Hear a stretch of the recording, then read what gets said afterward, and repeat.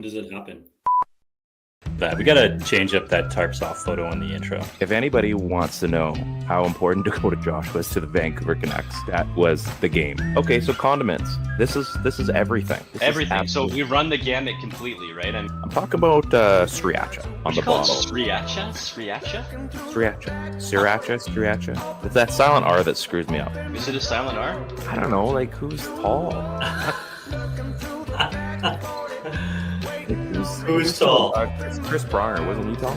Chris Pronger was tall, yeah. Welcome to the PP1 podcast. Are you kidding me? That's what?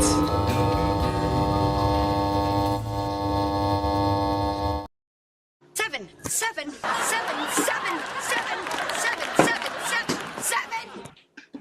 Oh man, what an intro. I mean, we should have actually got this guy to sing it, but you know, he's busy. He's getting ready. He's getting ready for this gonna be a powerhouse episode. Welcome to the PP1 podcast. Thanks for having me. We got Ted and we got some Jesse. He doesn't say his last name, but he's from Victoria, I think. So he's in Victoria. I'm not sure.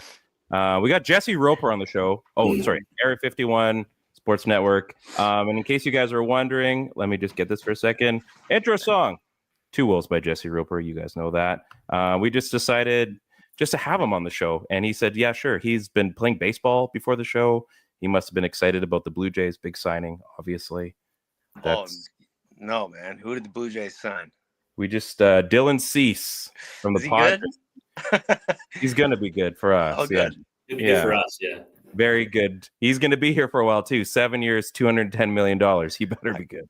That's insane. I can't believe the money those baseball players make, man. It's nuts. It's just means your subscription fees to Rogers are just going up again next year. So no doubt. Yeah, no doubt. So I don't know if you guys know who this guy is, but let me throw this down because then we can really get into this.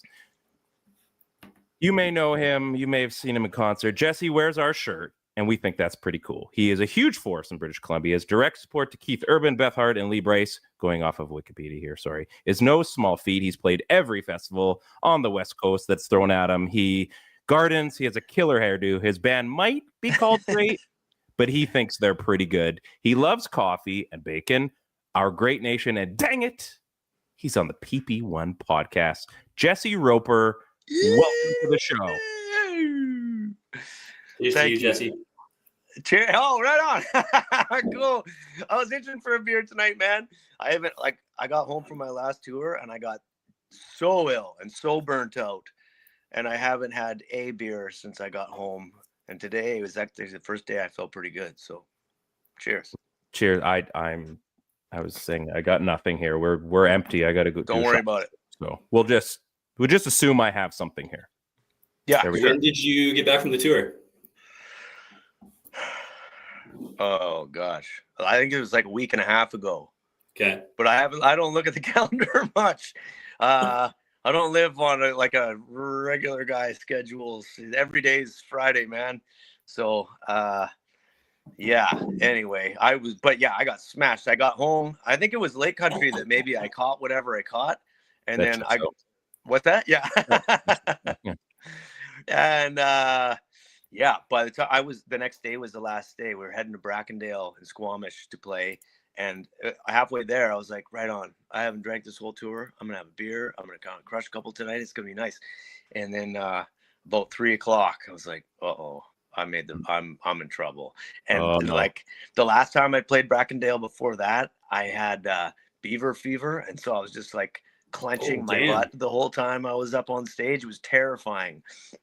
And I was really like looking forward to this one because I was like, yeah, I get to play for Brackendale and not feel sick. And then it's not the same, but not good either. And you have an active show too. Like you're not just kind of strumming a guitar up there. Like you're all in every show. I can't do it any other way. Yeah. So I can't imagine what that was like for a couple hours. It's probably not as enjoyable as you would have liked it to be. No. How many destinations on this tour? 34 or something like that. I didn't count. You know what? I should count, but I didn't. because I kind of just like to go one at a time. Otherwise, I get overwhelmed a little bit. You know, you start thinking about 34, then you're like, okay, 33, 32. I gotta make it that far, and I'd rather just be like, I gotta make it till midnight, and then I get to go to bed. That's kind of how I think of it. Yeah. So your tour just ended, and you're starting a new one next week. How fit do you have to be a musician now? Like it seems like you got to go through a pretty grueling paces, and I don't know how does that happen every night? I mean, honestly, I totally think about it like sports, like playing team sports, especially helped me with this, because especially being like, yeah, like you're kind of a team. You are a team when you're out there on the road. You know, you got 5 guys on a van. First of all, the locker room's got to be good. You got to get along. So you got to learn how to work together. And when you're up there, you're working together. You know, if the symmetry is off, everybody can feel it, whether they know what's wrong or not. And yeah, and as far as being in shape, like I think, especially the older you get, the more toll this kind of stuff takes on your body, and especially when you're running around up there and like doing your thing. And I mean, even just like jumping up and down, you know, makes your legs tired. If you can't do that, like, I think you can be any age as a rock and roller, but you got to be able to fool the crowd. If they look at up there and they see a young guy jumping around, that's what you are. The second you get like old and fat and stiff legs, that's what you are. So I'm not doing that, man, until I'm getting novelty fat because I'm so rich. And then that's cool. You can be that, but I can't be that for a long time. If you keep that mindset where you're grinding for it, I think you'll get there. I think so too, man. You got to believe and like want it and stay hungry. Exactly. Like that, like the Victoria Cougars. You think you're going to keep driving for it, right? Oh yeah. Yeah. It's next year, boys. We'll get them. We'll just keep on trying, keep on practicing harder than they do, and we'll win. That's what I think. Yeah. You got to be, if you want to win, you got to be the Florida Panthers or whoever it is this year. There you go. And for anybody who hasn't seen, I mean, your shows are like you're all over the place, man. Like I can't even. I'm guessing you're the kind of guy that doesn't track, you know, what day you're on or how many shows you have. So you probably don't know how many steps you put on stage. But I would say at least it's like 10,000 when you're up there because you're moving around nonstop. But I read some crazy article that said that you were like crazy and like had crazy stage fright before all this. Like, how did you get over all that to start doing the stuff that you're doing on stage? Because you're such a showman. It was just a realization that like once I got past the fear, the fun was so much more than that. And luckily that my whole childhood was like that with so many things. Like even playing hockey, man, I was scared every time I got out there. I didn't want to mess up or like make a bad pass or like get creamed into the boards and look stupid. Like I just wanted to make the right plays, but that fear, it like stiffens your hands up and tightens your legs up and tightens your brains up. And so anyway, as a musician, I just avoided playing in front of people. But when I was 18, a buddy of mine, I was at an open mic, and a buddy of mine, he knew that I had my guitar in my truck, and he broke into my truck. It was all locked up and everything, but he broke into it, and he put the guitar on stage, and he signed me up for the open mic. And he told me right before it happened, he's like, "Ropey, you're playing tonight." And I'm like, "No, I'm not." And he's like, "Oh yeah, I broke into your truck. Your guitar's on stage. I put your name on there. They're gonna be calling you any minute." And I was like, "What?" Anyways, they did, and I didn't want to get up there, but I couldn't say no, like, you know. And oh man, it was the beginning of the best part of my life. Like I got up there and I was terrified and I sweat and shook. And they played, we played Pride and Joy, which was a song like any blues guy knows, obviously. And yeah, it came to like solo time, and they nodded at me first. And I was up there with this other young guy, this other young shredder. And so I did my guitar solo, and I just closed my eyes and sweat and was, oh God. And by the end of it, I was like, okay, that was pretty good. I played all right there. And this guy beside me starts playing, and he was the best guitar player I've still ever seen. And he just shred. It was incredible. And the whole place was like, it was unbelievable. His name was Jared Staff. And he turned out to be the coolest dude. And we played another 3 songs together, ended up jamming together a bunch after that. But it just kind of broke that initial, like, like that chain that wouldn't let me get any further in my mind. It was busted now, and I knew the fun was just past the fear. So I still get it. I still walk out there and I'm like, oh God, here we go. Like, what if I suck? No, I'm gonna win. And so I just try to just dive head first, and it seems to work for me. But sometimes I gotta close my eyes for the first few, just to not try to overextend myself, do something stupid just because I'm nervous. You know what I mean? Right. Yeah, I guess it keeps it real. If you go in and you think every time like you have to do your best, like it's the first or second time you've done it, that's the motivation, I bet. Yeah, and I only ever want to play my best, even when I'm downstairs just mucking about. Like, I'm still aiming to play something really cool that I've never done before. And like when you're playing your best, there's no better feeling. And I don't always do that. Obviously, some nights I'm tired and I'm making mistakes everywhere and forgetting my lines, and I don't know, but I just try to do other things good, and that's like that team aspect is like, okay, I play with 4 other guys who are incredible. And if I'm sucking that night, I just throw the ball over to those guys. And I'm like, ladies and gentlemen, East Coast Pete. And he can shred for a bit. Or, let's get Chris on the keys to shred. And he'll just shred. I got to put a leash on that guy. He'll just take over. So, yeah, like same with Maddie and Brenter, man. They're all so good. So, like, yeah, I'm pretty well insulated. And I think that's I don't know, I'm lucky for that. I play with some really, really great players, really cool guys too. How did you meet everybody? Was that like just local scene, just kind of living where you live in, or did you find those guys on tour? Like, East Coast Pete, and all of a sudden he's all the way out here and he's in your band. When I saw you the first time, I remember there being a drummer behind the kit wearing an Oilers jersey. Like it was so different. It was in Docks like forever ago. I want to say like 12, 15 years ago. And then fast forward a couple of years later and it's a new band and you guys are still learning new songs. And then we see you just this past year and you got the whole catalog, right? So how do you meet the people that you play with and how do you decide to sticking around the band? It's a little bit of luck for sure.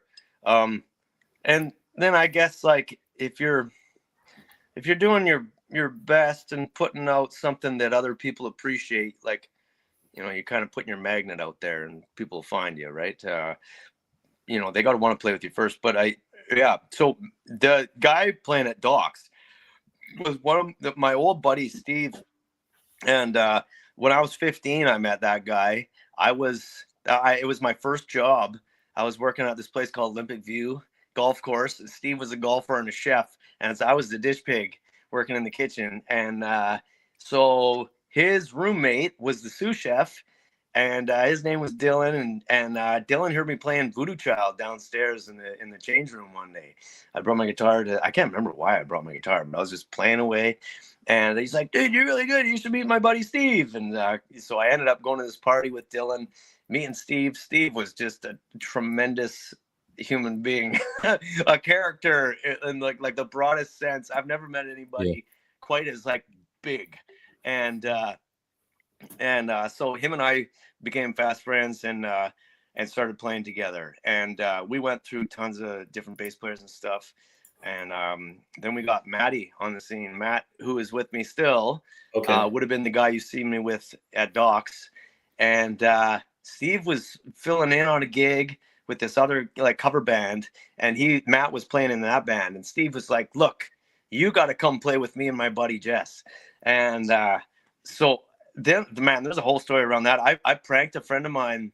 He was building golf courses. Sorry, this is a totally different tangent here, but like Jesse Roper is looking for tangents. So we're here. We're here. Okay. So long story long here. I had a buddy named Kevin, and he built golf courses all around the world. And like for Tiger Woods and all the biggest names, he built those courses. Like he could eye up a 1% grade and just like drive his backhoe and it would be perfect that. And really talented dude in his own right. Anyway, the bottom kind of dropped out.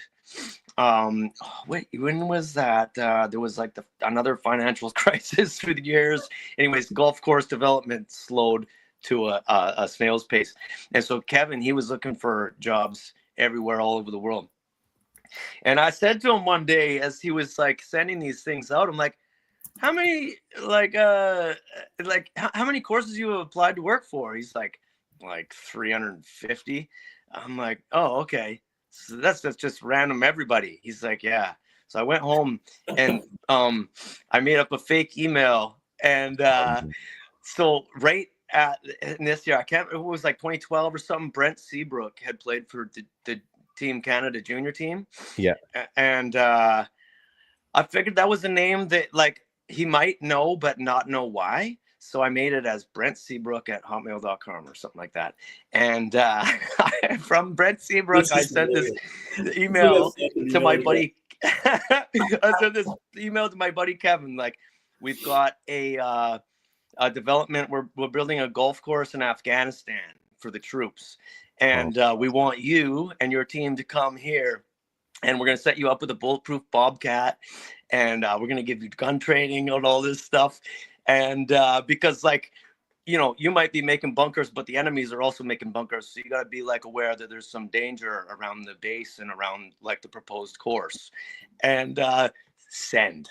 So a week later, I'm talking to my buddy Kev, and he's like, I could tell he wanted to mention something to me, but he wasn't sure how to say it. And so I was like, what's up, Kev? And he's like, okay, man, remember how you were asking me about the golf courses and like all these places I've applied to, and I couldn't remember them all and blah, blah. I'm like, yeah. He's like, well, I got a response back from one I don't remember sending it to, but I don't know how they got my name either, but this Brent Seabrook guy got a hold of me, and he wants me to build a golf course in Afghanistan for the Canadian forces. And he's like, you can tell he's really into it. He's like, man, it's like my time to do my part. You know, it's like I can do something for our boys across the sea. And I'm like, wow, so you're really thinking about it, eh? And he's like, yeah, I think I'm going to respond back. So sure enough, he did. So I get his response, and I'm like, sweet, man. Well, like, we'll have to, you know, like get you some Kevlar vest fitting, because, you know, it's got to be like tight to your body and all these different descriptions of like the preparation and whatnot. And I sent it. And I think he got my response. And that night he got on the phone with a bunch of guys all over the world, because now he's like super interested into this. And so he's phoning guys in China, he's phoning guys in Europe, he's phoning guys in America. And he's like, have you heard of this golf course that they're building in Afghanistan? And so now all these guys are like, no, and they're looking for work too. So they're phoning around trying to find who's got this course in Afghanistan. And somehow he put two and two together. Like a couple days later, he phones me up. And he's like, it was you, wasn't it? I'm like, it was me. What? So fast forward, I've got this festival. I have not met Matt, this bass player yet, that is playing with me now at this point. And Kevin gets a hold of old drummer Steve there, and he was like, look, Jesse played this prank on me, and I really want him to get him back. Like, how can we do this? So at the time, I had the biggest festival coming up I'd ever played, and it was the Victoria Blues Bash. Before this, I played for like 7 people in smokehouses or like corner bar coffee shops, whatever. And I was so pumped. This is my big chance to play for like 400 people. Yeah, maybe more than that. And Steve's like, well, yeah, okay, I'll think of something. So they brainstormed a little bit, and they decided, let's get the bass player to call in sick, throw the gig, and we'll somehow figure out how get Roper to stress out here. Yeah, I know. I love it. These are the best friends. These are your best friends, right? Oh yeah, these are all my closest homies. I love them for it. This is what makes life good, right? And so yeah, so okay, so as far as I know, we're gonna get. Who was it? Oh no, it was going to be Matt who was coming over, but I hadn't met Matt yet. So anyway, we get to the gig, and we got there early because we had to do like a sound check, and I wanted to see the stage and get all pumped up about it. And it was sure enough, I'm just like in my glory. I'm looking at this thing, and Steve's like, oh, I got a phone call, Roper. And it's his buddy Jeremy, who's also in on this, and he's pretending to be Matt, who has apparently just picked up another gig with Bedouin Sound Clash. So he's like, what do you mean you're going to Bedouin Sound Clash? What are you talking about? No, the gig's today, man. What do you mean? Or tomorrow. And So I'm getting like a little nervous here. I'm hearing this phone call. I'm like, what's going on, Steve? He's like, just a second. I'm working through it. So Steve's pretending to yell at his buddy Jeremy. It was like early 2000s then, right? Bedouin's Yeah. big right now. Yeah, they're the band. And Yeah. Matt, I think he might have played with them. I don't know. But he gets off the phone. He's looking all concerned. And he's like, Matt can't make the gig. I'm like, what do you mean? He's like, he just got picked up. He's got a better gig. It was more money. And he just took it. And he's like, what a prick. And I'm like, what a prick. That's a terrible thing to do. Like, we're screwed, man. We got to play this thing tomorrow. We can't. What are we going to get? What are we going to do? So we were supposed to practice that night with this Matt guy. And Steve's like, don't worry. I got a buddy. His name's Marcus. I'll phone him up and we'll figure this out. We'll get Marcus on it. Marcus can totally do this gig. I'm like, no, he can't. We got one night to figure this out. He's never even heard the tunes. Wow, I'm losing it. So as a younger guy, what did I do? I went to the bar. I got trashed. And something I would never do now. But I got hammered with my friends. I'm like, I phoned my buddy Buff up. I'm like, Buff, we're going to the bar. He's like, oh, yeah? I'm like, yeah. He meets me there. We got trashed. I ended up showing up on Steve's lawn about 6 o'clock. We're supposed to practice at 7. And I'm just miserable. And Steve pulls up with this guy who's supposed to be Marcus, who's apparently got some issues, but and we had to get his bass out of Hawk, so I had to send some money to try and do that. I was just disgruntled. And but you got the show must go on, right? That's what your brain's thinking. Right. Well, I'm thinking I'm just gonna play it like as a 2-piece or what myself. I don't even know. I'm just gonna do it. Yeah. I can't help myself. I have to do it. Yeah. But I was imagining this great glory thing. Anyways, Steve gets out, and I'm lying in the lawn, and I've got a cigar. I don't know where I picked it up from. I don't even smoke cigars, but I was smoking one that day. And he's like, Roper. I'm like, yeah. And he's like, Roper, get up, man. Marcus, here, come on. Yeah, I just want to introduce you to. And this guy gets out, and he's got his hat on crooked, and he walks over, and he's like, hey, I'm Matt. I'm like, Steve, this guy doesn't even know his own fucking name. Where'd you got this guy? And Matt's like, no, I'm Matt. And Steve's like, Marcus, figure it out. And you can see Matt's kind of being like, no, man, I am Matt. And then I'm like, wait a minute, you're Matt? Like Matt from Vancouver? You didn't have this other gig? He's like, no. And Steve's dying now. He thinks it's hilarious. He's like, we fooled you, blah, blah, blah. And I'm still not sure what the hell is going on, why it's going on. We go downstairs and Matt plays like 2 seconds of anything. And you know, when you can just tell in a note or two the way a guy plays it that he's good. And Matt did that. And I was like, oh, this is going to be sweet. And so we had a practice, had a great night. The next day we get on stage. It's amazing. Matt's still playing bass for me.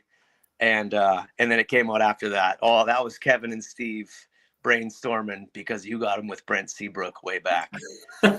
So that's how Matt came into the fold. That is so wild. Sometimes you just get got. That's the way it goes. Long play. You know what though? Like some of those are the best stories. I had that for my my buddy's wedding. I was short on cash and I needed to get shoes, and we had gone scootering, like a 24-hour scootering thing. Yeah. Anyway, I almost got hit by a car. If you knew me, that kind of checks out. And I thought I trashed the scooter. So anyway, I had to work the next day. This was like a Friday night.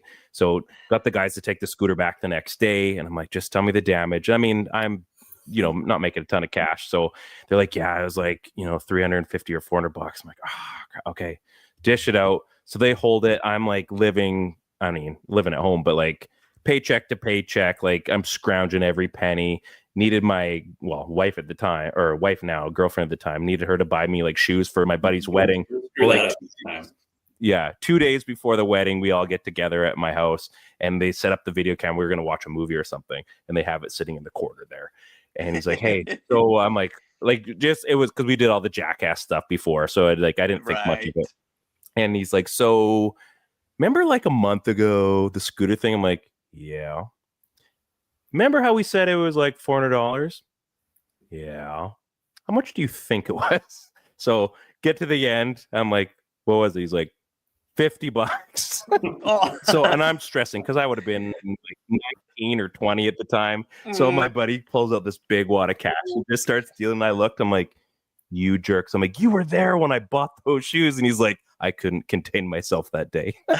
So your best buddies know how to get you, right? Yeah, So absolutely. that's awesome. I love that kind of stuff. That is awesome. So I was at your last show. Ted was busy, unfortunately. So the show you got sick at.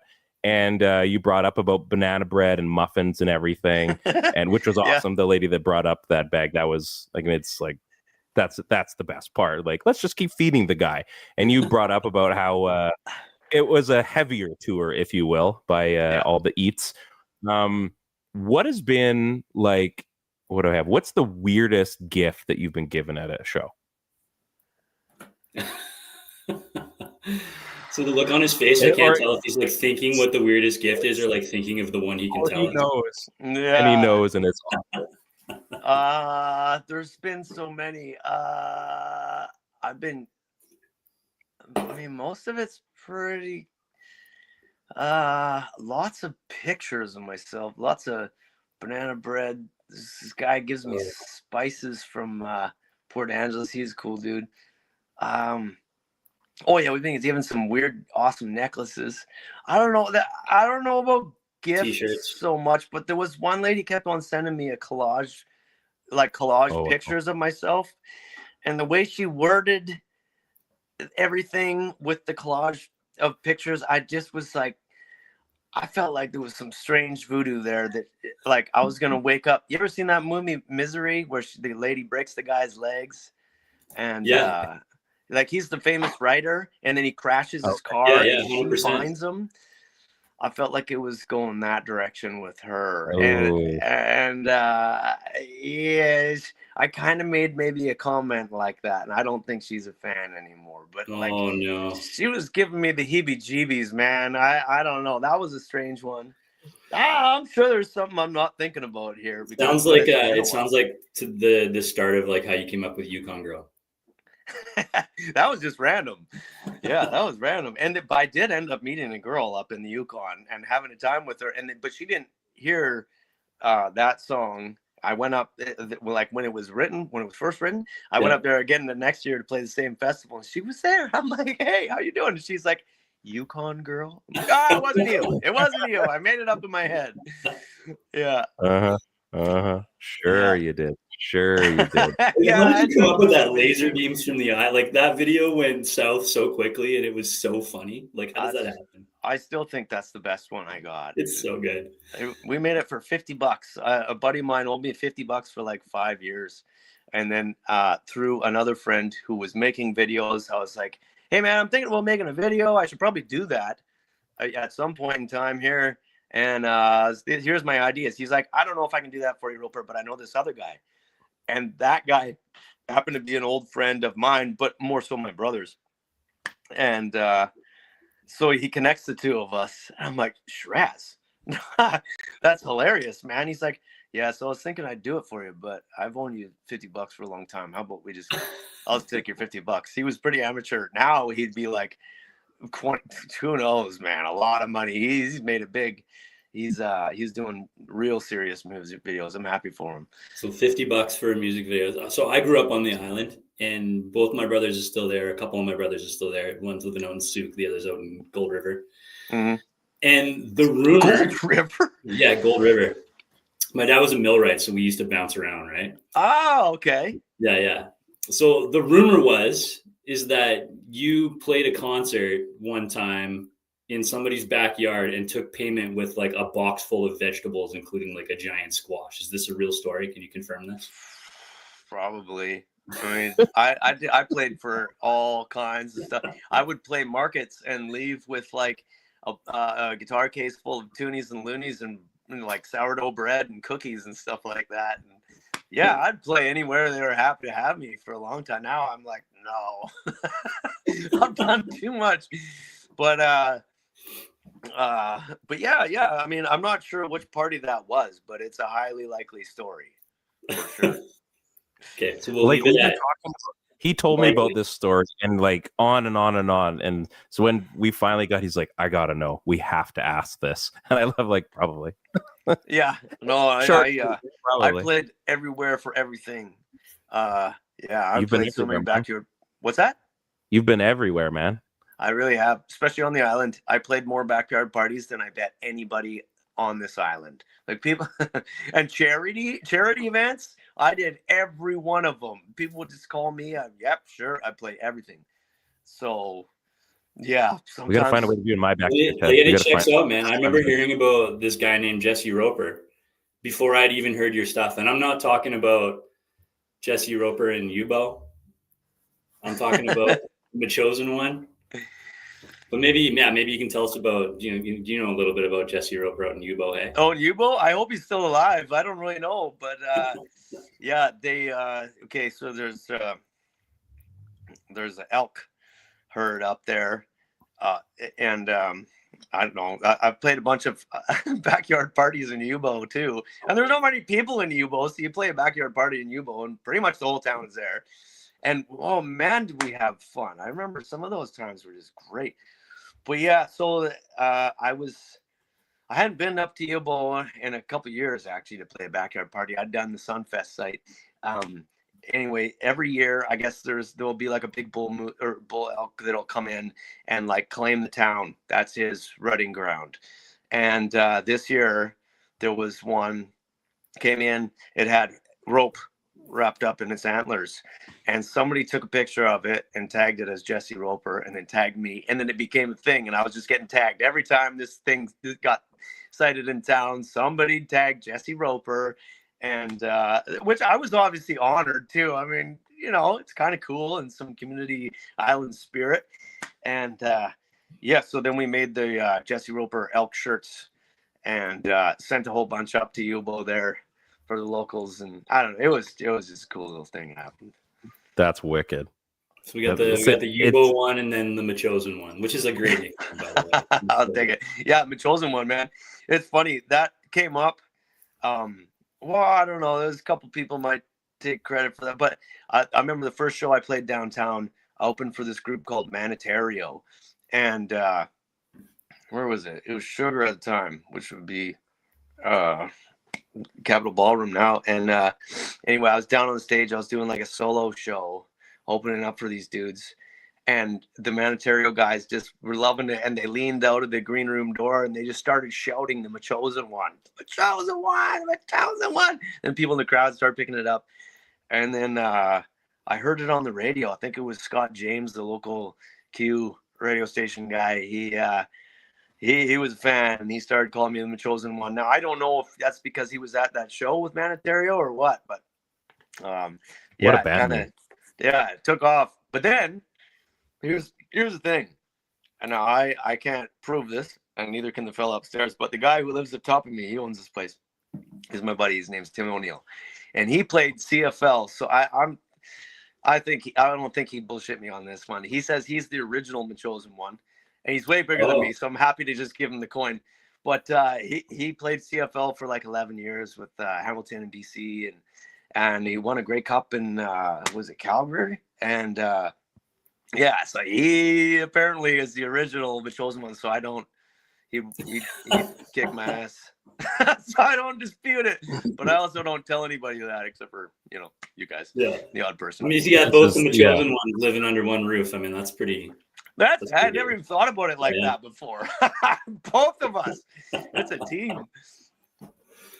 I want to get into hockey a little bit here. You got your Victoria Cougars jersey on. I think this was like a year ago. Who you played for? I mean, that was off there, so we didn't even get to talk about the fact that you played for.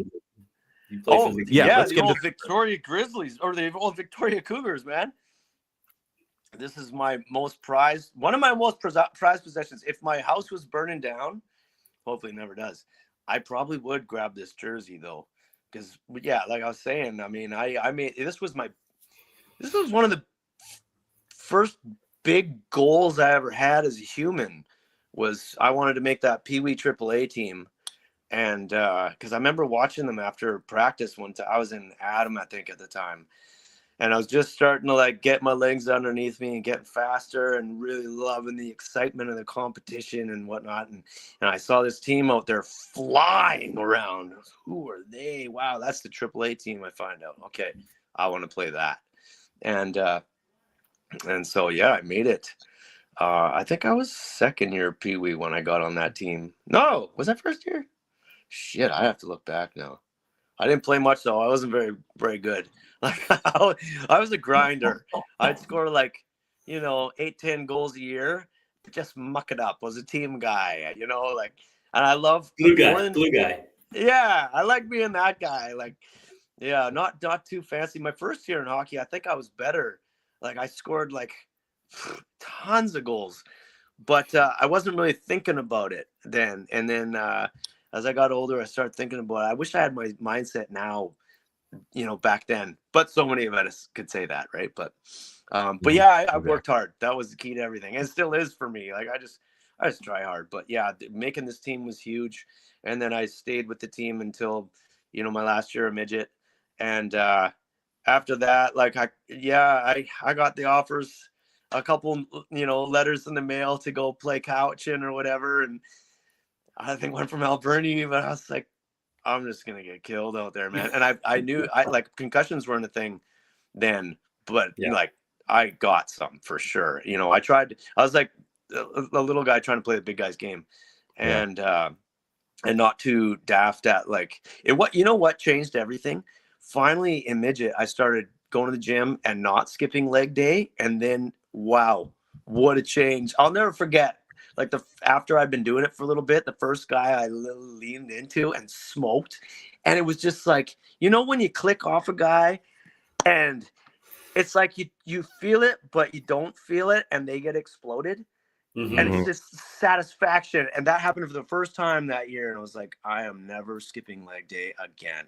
And it changed everything. But anyway. I know what it feels like. I always like it like that, like hitting a ball, like with a baseball bat, right? Like you've like that home run stroke where the second it hits your bat, it's gone. It's gone. And you feel like you didn't even swing that hard. Yeah. So it's like when you deck somebody and you get somebody good and they're not expecting it. Yeah. Yeah. One of the best feelings ever. Oh, yeah. Yeah. So addictive. So yeah. But I knew like going into junior, like junior, it was like probably junior B for me. And they called it the jungle back then for good reason. And I was like, I don't know, man. I was also playing lacrosse at the time, and I was way better at lacrosse than I was at hockey. Oh, wow. And to be honest, I really liked the people that played lacrosse. It was kind of like a poorer bunch. And I don't know, man. I liked them a lot, and I considered going on with lacrosse. I ended up getting a job and growing weed and playing music. So there you go. Yeah. Still trying to make the bigs. That's right. So last year, I think it was a hockey night in Canada. I was watching, I think the Leafs were on, which is your team. Yeah. And right as they're going out to they're going out of the TV timeout, Hurricane's Eye comes on as they're going out, and I'm losing it. I'm like, what? Yeah, I tagged you in it too. They had played, and I'm like, Jesse Roper's on Hockey Night in Canada. So either you totally forgot, or this is clearly the first time you're hearing them. I don't remember the Leafs ever having it. It was well, it was like I said, Hockey Night in Canada. So they're just playing it on the broadcast. Yeah, it was HNIC, and the Leafs were playing. Yeah. Yeah, like just going out to TV timeout, and they just kind of had it in the montage as they were going to a commercial. And I'm like, man, that is so rad. And I had only kind of heard Ted took me to your concert at Redbird, and I didn't even know who you were. I'm like, yeah, sure, I'll come, whatever. And then by the time I left, I think I messaged you. I'm like, dude, tell me more about all of your songs. And I was just like, I was infatuated. And he's like, Ryan, he goes, every time I introduce you to somebody for music, all of a sudden I'm like, yeah, I'm all in on this guy. And then I had heard Hurricane's Eye on Hockey Night. I'm like, man, that's got to be such a feeling. So like something like that, what does that mean to you? Like seeing it on the like big screen, like that's pretty cool. Yeah, I've seen a couple. Hurricane's been picked up a couple times. It's a banger. They played. Was it one of the nights? I think it was Sunday Night Football. One of the teams played. I didn't get to see that one. I don't know who it was. Jerry Man got picked up and played on Hockey Night in Canada one time. That was cool. Yeah, I love that. I got another story for you. Okay, so back in the Marcus Naslund days of Vancouver. What is that? Marcus Naslund? Sounds like 2005, 03, maybe? 03 to 05. Yeah, 06. 03 to 05, okay.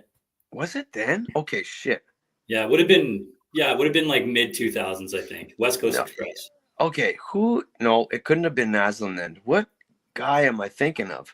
There was, okay, so Vancouver, it would have been around when I put Redbird out. So it would have been like around 2015, 2016. Wow, why am I getting this wrong? I don't know. Time's flying. But anyways, one of the Canucks players needed a goal song. And all of them picked their goal songs. Oh, I remember minus it'll come to me. I'm thinking Naslin, but it's obviously somebody else. Anyway, so they put it out to the public. And we, my team and I, we put Hurricane's Eye in there. And my fans, like, it was a voting thing. All of them must have voted because all of a sudden I was way atop the leaderboard. Like, I was winning by a landslide. And this is the first time, when you go on, like, I don't know, any sports thread, there's a mile of dummies just, commenting, mindless, whatever. I had that legion of guys being like, this song fucking sucks. We don't want this shit, blah, blah, blah. And it was the best press I ever got. Sportsnet picked it up and did a news article about, like, local rock and roller enters song. And, like, people are unhappy about it. It looks like. Is that right? Was that? I missed what you said. I'm sorry. Was it Redeem Verbata? It could have been Verbata. Could have been Verbata, yeah. I'm trying to look it up right now. Yeah. Like, I'm pretty sure it was one of the European guys. I would check out that. Yeah. Anyway, my parents were like, "Oh dear, like they're not very nice." I was like, "Don't even look, Mom. It's just Not worth it." Yeah, sports guys. The mom looking at the comments, like, stay away from the comments, Mom. Yeah, please. don't ever read those ever. Yeah. Yeah. No. But yeah, so in the end, the Canucks were like, "Sorry, but there's too much like It was Verbata. hate here." Yeah. Okay. And they just quietly excused my song and went on to, I don't even know who. Verbata probably did the right thing and just, like, picked his own song. And yeah, so anyways. But you know what, man, I would, like, I definitely dream of the day I go to a game and I'm sitting there and all of a sudden my song comes on. That would be ultimate. It's coming. No, It's coming. I just got to write the right tune. I think I got it. I got a real banger coming up in the next album here. Okay, so you got one, Ryan? He said the word, so I got to go for it. So Yeah. You've got the bat story that you've been telling. Anybody that's followed on Instagram and stuff seen it. Is there a Batman song or a Bat song coming? Like, there has to be. I feel like this is like your wheelhouse of storytelling. And like just following the whole story and seeing it. Like, I'm not talking like da-na-na-na-na. I'm talking like Jesse Roper style storytelling Batman song. No, I mean, people have been telling me I got to write one, but they don't often come out quite in that way. But like, these things just drop into my mind. Sometimes I get it all made up in here that I'm gonna write a song from that event, like so, and I try. And they all sound contrived. And then one day I'll be like, watching a bird fly through a bunch of branches in a tree and a flower petal will fall to the ground. As I'm watching it, I'll be like, bam, there's the Bat song. And I don't even know where it comes from, but it'll just be there. So I try to, like, leave room for them just coming in there. But yeah, I don't know. That's how they work for me a lot. Just let it happen. It'll just happen. But you feel like the vibes will get to you eventually on that one. I think so. People have been asking for it since I put the story out there. Folks have been like, "Yeah, got it, do it." I'm like, okay, not sure how. I don't know.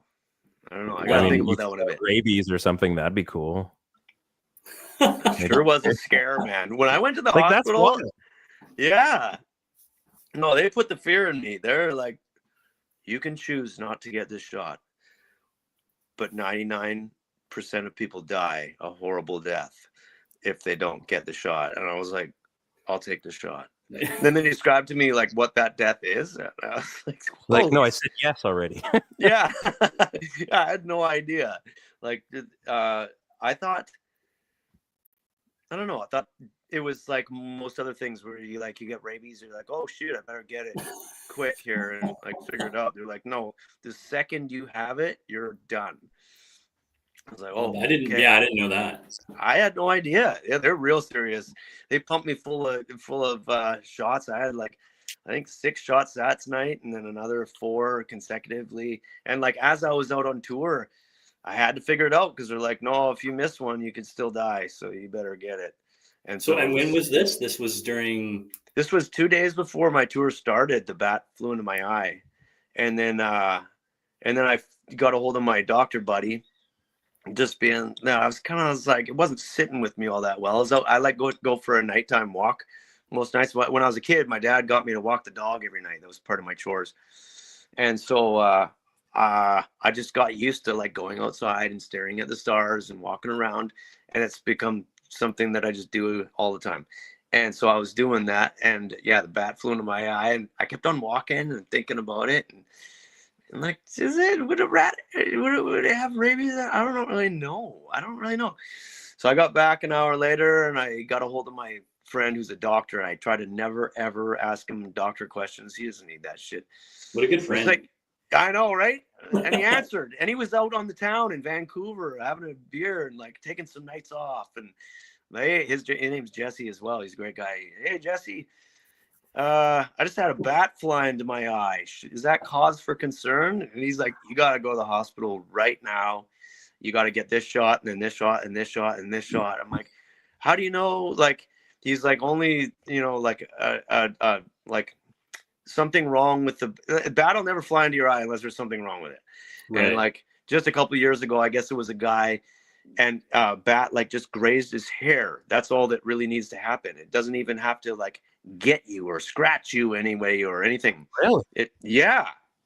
And he died from that. He just didn't think of anything of it. And then like a couple weeks later, he showed his first symptom, dead. Oh man, new fear unlocked. Yeah.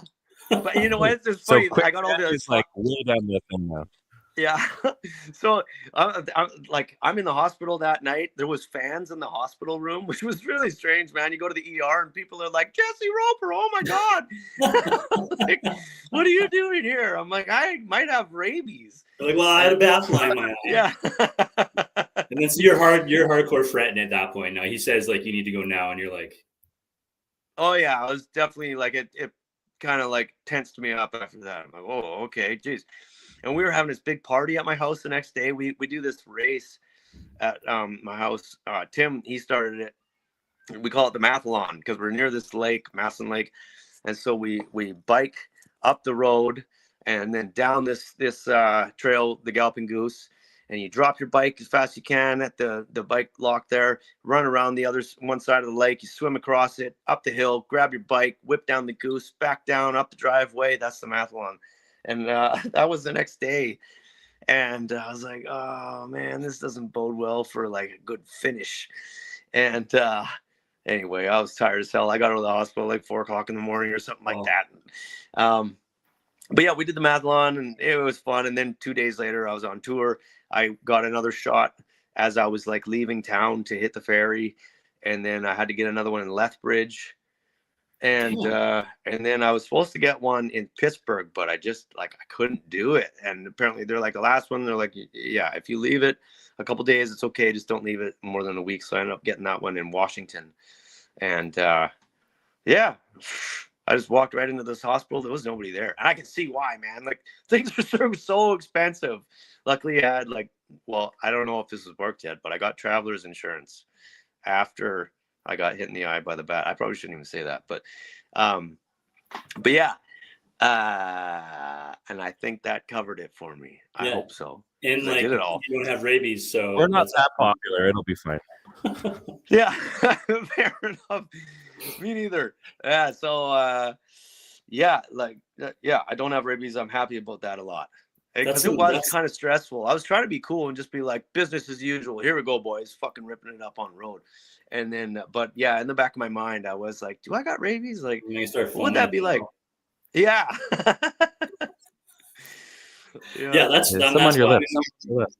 I feel like, are you the kind of guy that just has a weird shit happen to you all the time? Like, I remember we were watching you at Redbird last time. So it probably would have been a couple years ago, and it was like light drizzle, and then like electrocuted your lip. You could see the you guys were there for that. Yeah, I couldn't believe it. That's the harshest I've been electrocuted ever. I couldn't believe it. I saw it. Like We did I too. went There was an sing. arc. Yeah, it was like a yeah. blue arc, and it was like bam, shot my head back. Holy fuck, that was amazing. I couldn't believe it. You know what's funny too, man? Like I love stuff like that, and I was like so much more fired up after it electrocuted me because I've been like having a fun time, and then after that, I was like, oh yeah, Let's go. yeah. I can't be destroyed. Yeah, no, I do love that kind of stuff, man, and it does happen to me from time to time. I get some weird happenings, and I don't know, it just makes it better. I like a good story, and like, yeah, like I said, I've had a few head traumas, and I don't remember them as well. So it's good when they happen more often, so that I can, I got something to talk about.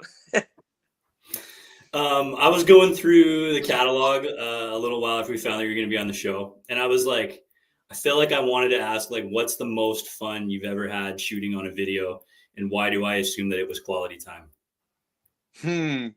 That's a good guess, man. And was yeah, the snake alive? yes, it was 100%. Oh no. Like, I Yeah, don't know what man. compelled you to shoot it like this with the cornrows or the dreads or cornrows, sorry, and you had the grill and like, what is that? The X-Men mansion out in Victoria, like. Yeah, it Yeah. is, man. Good one. I mean, okay, so that's part of it. The X-Men Mansion was like technically actually the My cousin got married there. That's funny. the school, Royal Roads. Oh no, am I saying this right? Royal Roads? Yeah. And so we were actually at Craig Garrett Castle, which I think they also shot there. And but yeah, that was okay. So I didn't initially want to do it, to be honest. But once again, my buddy Shiraz, this is why he makes the big bucks. He has all these crazy, wicked ideas. And he wanted to do a rap video. This is before now he's just doing like all rap videos. Is this the same guy who shot Yukon Girl? Same guy. Wow, Yeah. that's some progression, eh? Wicked guy. Yeah. And great imagination. And he wanted to shoot a rap video so bad on him. And like at the time, like he was still like small beans, and there's no rappers in Victoria. There's no, there are, but like he wanted to shoot with like LA rappers or, like, Yeah. And so he's like, Roper, I want you to do a rap video. And I'm like, why? Like, I'm not a rapper. And he's like, yeah, but you could be. You play a good part if you want to. I've seen you do it, and I think you should do a rap video. And I was like, I don't see what benefit that would be for me. Like, I know you want to do a rap video. Anyway, he applied for this grant through TELUS, and I was like, okay, like it was $10,000. He's like, I was like, if you get this $10,000 to shoot this video, I'll be your rapper, and we can do whatever song you want to do. So he picked Quality Time. Quality Time was like a semi-popular song for me at the time. So he picked the song. Yeah. Okay. And yeah, he was like, that's the one. If we're going to make you a rapper, that's the one. And I was like, I don't really see it, but whatever. And so we ended up getting the grant. I couldn't believe it. And so then we went on the next day after we found out, we bought a whole bunch of like fake Versace like grills and jewelry, and yeah, like whatever kind of shirts I was wearing. I can't even remember all the fake stuff we bought. Ordered it in, it all came, and we talked to this. We put it out to the universe and found ourselves a Lamborghini to drive there. There's a dentist that actually lives in Mitchosen that had that car, and was it a Ferrari? It was Ferrari, and there happened to be another guy just taking pictures of his sweet car the same day we were there. So we're like, hey man, can we just like put your car in the video too? He's like, yeah, that'd be awesome. Then I can see it. And then the snake, I don't know where he sourced the snake, but I remember getting in the bathtub with it. And I feel like this is weird as hell, man. Like, but by that point, I had the cornrows in. I was feeling the character. I felt like I was a rapper. And like, I'd watched so many rap videos myself and like listened to tons of it when I was in high school that I kind of was like, yeah, I'm this guy, man. I'm a rapper now. And so it was a super fun part to play. And yeah, it was a great video. Like everybody that got involved in it enjoyed themselves. The girls that did the dance choreography stuff, I went and did a couple moves and learned a couple things with them. And that was fun to do. It's totally out of my element. And yeah, so it was just a lot of fun. And I I'll never forget. We put it out, and like 50% of my fans loved it. The other 50% hated it. Oh, no way. It was so funny. The It's so comments. good. It's Yeah. so good. Why are you doing this? It's so not you. Blah, blah, blah, blah, blah. And I at that point, you know what? Pre the video, I would have been like, I agree with you. I don't know why I did that. It is not me. And then after that, I was like, no, this is maybe the best music video I've ever done. This is I really owned it, and I didn't care anymore. It was so fun, and to be honest, like I'd totally do another one. I don't know if like, you know, people being sensitive in more ways these days that might get me in more trouble. I don't know, but I would do it again for sure. Like it was a lot of fun. I think it was great, and like I feel like different than anything else that you put out, not musically, even song wise, like almost like a reggae feel to it, right? So yeah, pretty great stuff. Big fan. Yeah, cool. Yeah, I want to put out some more reggae. I like doing reggae. You've got some, like all of your videos, I think are just incredible. Like every single one has like this special feel to it. It's just cool. They're so different. Like it's kind of funny. It's not the same thing for each one, which I think is really cool. Like you're all over the place, which is in a good way. Like again, you go to your concert and you're going to get a show. You're going to get like, I would say like your vibe, because you know what you're going to get when you go to a Jesse Roper show. Cool. Anyway, I've never been to one as a spectator, so I don't know. I just like, I do my thing, and I do watch some of it afterwards, and more often than not, I'm like, I can't. I just don't like watching it much. You know, you always think you're like so listening weird. to yourself on a recording, right? Like like on a phone message. Yeah. But you know, if people are liking it, that's great. So this is one we had Aaron Pritchett a couple years ago on the show, and we were talking about encores. So, I mean, me growing up and then seeing concerts and thinking like, oh, they're coming on for more songs. We know how an encore works now, and everybody's got the idea. But like, how do you know when you go past the encore? Like when you pull an audible, like in football, and you're like, the vibe is very high right now, and like we're playing more songs. Like, how often does that happen? And like, how do you make that call? Like just leave it and it doesn't happen. Oh, sometimes you walk on the stage and there'll be like 5 people like, whoa, yeah, encore, and then there's nothing after that. And yeah, you're like, I don't know, I guess we could do it. Like it's sort of expected. Are we dicks if we don't? You know, like I don't know, man. That's the ever question. And I remember going on tour with this guy, Dylan LeBlanc, and he was just like, no, man, we're not going out there. They can cheer harder than that.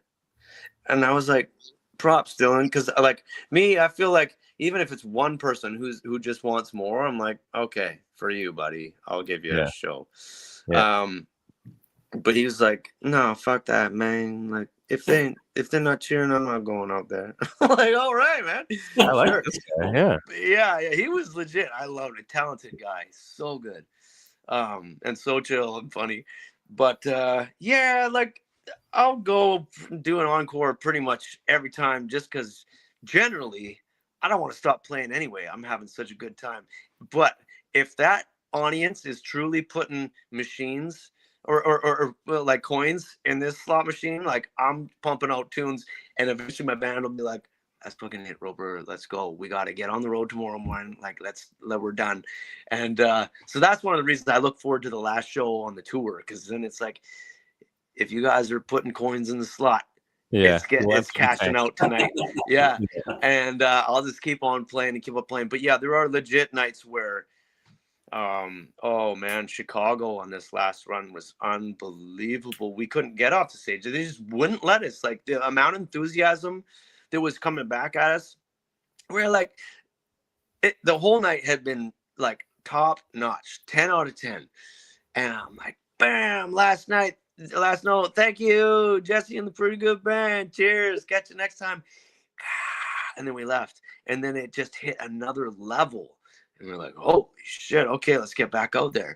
And we played a couple more, thank you, have a good night. We left, and then it hit another level, and we're like, okay, let's keep going. And then I think we did 3 encores that night. Whoa. Same with in Brackendale. I think I did 4. And Damn. that was kind of because I wanted to, though. they were still cheering. I was just like, just kidding. And I just got back out there, and I had a specific song that I really wanted to play. And yeah, there was a few times. If the people really, really, really want it, and they're not letting me off stage, honestly, as an artist, you're like, thank you. You know, that means a lot. And it's so exciting. You know, it feels less like, you know, because this is how the show goes, and more like, oh shit, we're doing it for real tonight, you know, and it fires me up. And then I go to bed with a big grin on my face. And a lot of time I find like it's the shows that are like hardly populated where you get a half-ass encore, or, you know, like there's 25 people in a room way too big for that crowd. And, you know, everybody has that sense of like, well, we came. It's fun. Yeah. And even the band were like, thanks. Yeah. You know, it's like, thanks, guys. And when you go to a place like Chicago, like, do you go there like knowing that it's like a lot of people know my music? I got a bit of a following out of there, or is it like I'm going there to break ground, and you don't know what you're getting into? Yeah, so many of the places in America these last couple of years, because we only really did Canada before this, because it's expensive to get down to America. The whole visa thing sucks, and like before, I got an O visa right now, which basically lets me go down there any point in time for 3 years. I'm like an American citizen, and you got to pay through the nose to do it, and you also have to be sort of at a certain level. But like before that, I was getting P2 visas, and you would have to put your first date and your last date, and sometimes you wouldn't even know what those were. And then it takes like, there's like months of waiting time, and then you got to rush it, and then they jack the price up on you like 3 times to rush it, and yeah, getting into America has been tough. So nobody knows us down there. And thankfully, Spotify, because I don't get any radio play, Spotify being a global thing, love it or hate it, it's been good for me. It's been the best tool for me. And so it turns out I do have American fans. And when I go down there to new markets, I have no idea what I'm getting into. And sometimes it's like Pittsburgh on this last run. It was like 20 people. I think half of them were just there because they were there, and another 10 of them were there because they were fans. Isn't that crazy?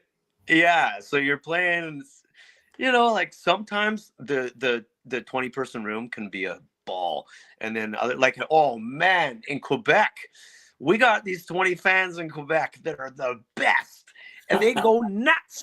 They sing all night long, every song I got. Like, nobody knows me in Quebec except for these 20 people, and they come out 20 every time. And I'd go there every time just to see them, because they're the funnest show on the whole damn tour. We ended up arm in arm with them every time, and I'll do 10 encores for these guys as long as they're shouting, no problem. But yeah, you never know what we're getting into. But sometimes, like Chicago, we'd been there once, nobody knew who we were. We went back, there was like, I don't know, 140 people, which, like, in the grand scheme of things isn't much, but when you show up and there's that many and you never really did it before there, it's like, oh, okay, this is the first time we've sold tickets to a show. And it was like, that was basically the size of the room. And so that felt like a success. And then they went crazy, and they knew all the words, and encore just, you know, on and on and on. Yeah, that felt like better than, like, I played for thousands of people at shows, and it got off the stage and felt great. But like when you have like a crowd, like 140 people going bonkers and singing all your tunes, you know, that can be better. And for that night, it certainly was. Same with this show in Fernie we played. Oh man, they were just dancing their butts off the whole night, and everything we did, they just went insane for it. It was encore after encore after encore, and the slot machine was getting filled that night. And the band, we still had a bunch of shows to go, and eventually my own band gave me the hook. We're leaving. We're no more, Roper. That's it. We're getting out of here. Yeah, we had like a pretty good band is gone. It's just Roper now. Hey, I said pretty good band is gone. It's just Roper now. If you want to keep playing, that's how it goes. Some of these nights. There you go. I look forward to doing that. I just want to play a stadium once, at least. I feel like I'll get to 2, but yeah, I want to play an encore at a stadium. and just like do that. Like Bruce Springsteen, like I'll just keep playing until they're done. Until everybody in the building is like, okay, I'm so done with this guy. Yeah. And then I'm I just don't think they're strumming ever by done with them. myself. Yeah, I'm not sure they ever get done with them. No, Bruce is the boss. Yeah. But yeah. What a nice thought. Yeah. Something Ted, to shoot you for. get a Anyway. final one? Yeah. I mean, the We gotta tour's let you go. done. You're back home. It's the middle of summer. And we all kind of just want to know, like, what's in your garden, man?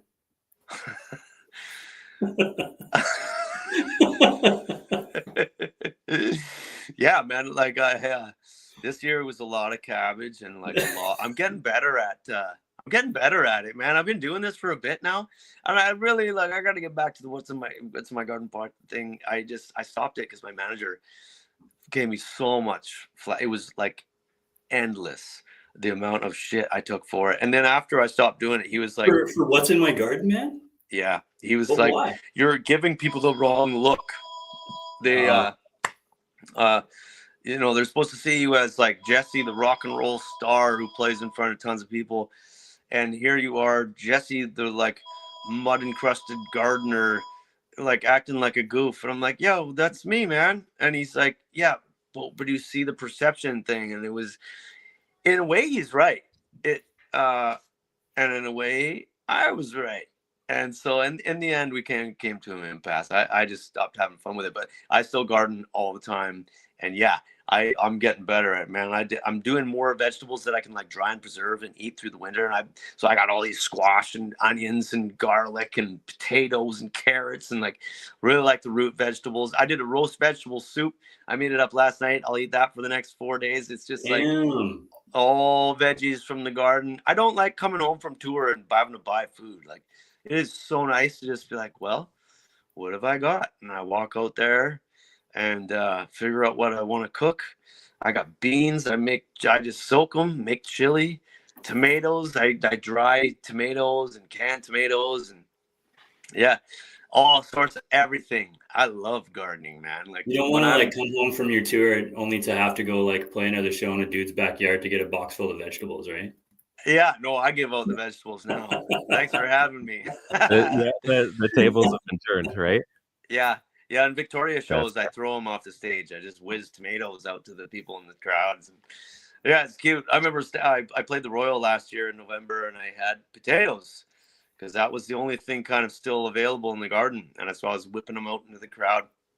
And after the night was over, I went to stand outside just to like cool down, having a moment to myself. And this little girl and her dad were walking by, and they're like, "Oh, Jesse Roper." I'm like, "That's me." And the girl, they were at the show, and the girl, she was like, I want to say she was like 10, and she's like, "Okay, so if I take this potato and stick it back in the ground, will it grow more potatoes?" And I was like, 100% it will. She's like, "Oh, so I could have more Jesse Roper potatoes from this one potato." I'm like, you betcha. So she was going to take it home and put it in the ground and grow a new potato. I just thought that was the coolest thing ever, you know? Yeah. That's one thing I always like about your concerts. There's always tons of kids around. I've never been like bashful about bringing my kids to your concert. My niece, Mila, her favorite song is Little Gold Nugget. So that's pretty cool. It'll be exciting to tell her that you're on the show, but man, you've done a great job with your fans. You've done a great job with your music, and we all really appreciate the stuff you're putting on. So please keep going. Mm-hmm. Oh yeah, I'm so addicted. I can't stop. Yes. Thanks. We got to let you go at some point. We could probably just sit here and talk for the entire evening, and I know you're a talker, so you probably do the same thing. But at some point, we got to let you go because you have a life too. So thank you so much for coming on our show. We're trying to branch out and do the whole guest thing again, and we've always wanted to have a chat with you. You're a sports guy. Like, we didn't get into much on the other side, but that really wasn't what we were going for. I mean, if you're ever willing to do this again, we got more questions. So this has been so much fun.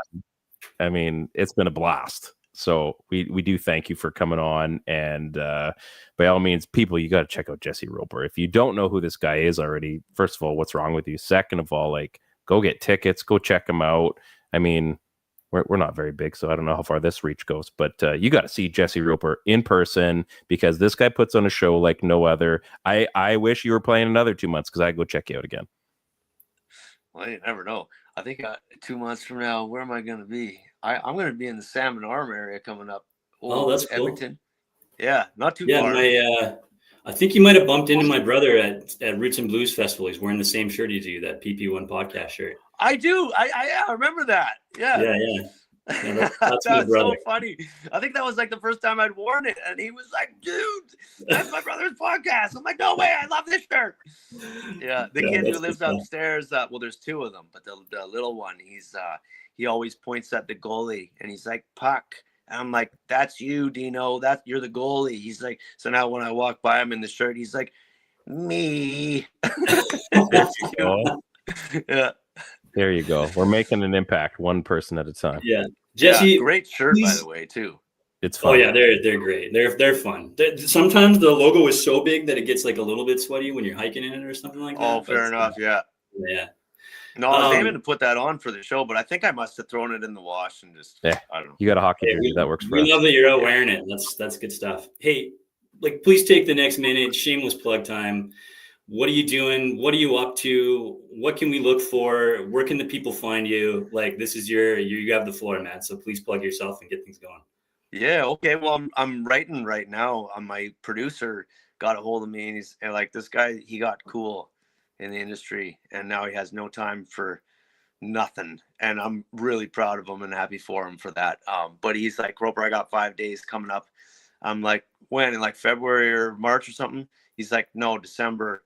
And I was like, oh God, like I've been on tour all year. Like, I don't know. He's like, you always got songs. I'm like, I do. But anyway, so I'm in the mad crush to like write as much as I can right now. It's a little bit under the gun, but I'm starting to make some strides. There's some good stuff there. And last year I got in with them for a little bit, and I got like 5 of my favorite done with them. Like I haven't felt so good about 5 songs. Nice. I don't know. I guess the old Horizons record, I felt real good about that, but I just love the feeling of being like, I can hang my hat on all of these. And it's got a little bit like of some of my more old school energy in there, which like I sort of got away from the rock and roll stuff. It got really groovy, and then it kind of went like Nathaniel Ratliff-ish and some JJ. There was some different influences, and some of this stuff is a little bit more like woohoo. Okay. And, okay. Yeah, so I'm kind of happy Anthony. for that because I've been feeling that right now. Like I want to jump around when I'm up on stage a little bit more, and yeah. So we got 5 that I'm really stoked on, and they're gonna start going out in February, and roll those out, and then I'm gonna go and hopefully get another 5 done here with them. So I'm in the process of that. So next year, I think we're gonna slow down the touring a little bit. We'll see, and then. Focus more on like releasing some songs, releasing some more videos, and then doing a huge tour, kind of like in the early fall next year, and same thing like all of North America in one fell swoop, kind of thing. So yeah, that'd be my plug. New music out starting in February, going into June-ish. Nice. Okay. Social media handles? Yeah. Love it. Oh yeah, it'll all be Love on the it. Jesse Roper, whatever, like Jesse Roper official Instagram, Jesse Roper the Facebooks, Jesse Roper on the TikToks, MySpace. Yeah. Is that still a thing? I don't know. MySpace? Oh, it's got to be. It must be out there. Yeah. We'll put it in our 5, right? Yeah. Yeah. Something like that. Perfect. Well, Jesse, thank you so much, man. This is great. Like I said, we'd love to have you on again if you're willing. But in the meantime, like I said, thank you so much. And we've had Jesse Roper on the PP1 podcast, Areas 51 Sports Network. We're in Kelowna. You're on the island. BC's uniting. Folks, this has been a good one. Peace.